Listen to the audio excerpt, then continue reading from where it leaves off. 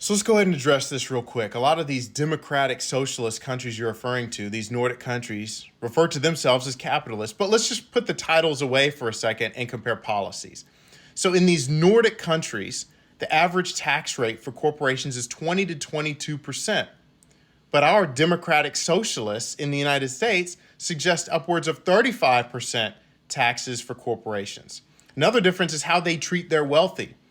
They don't say things like billionaires shouldn't exist. They got rid of their wealth tax in many of these countries, and our democratic socialists say things like billionaires shouldn't exist. They're the part of the problem. We need to have a wealth tax. Another difference is their welfare system.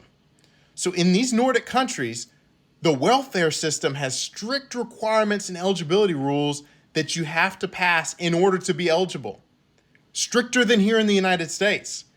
And when new eligibility requirements that mirror more what they do are suggested by many times conservatives, the democratic socialists push them away.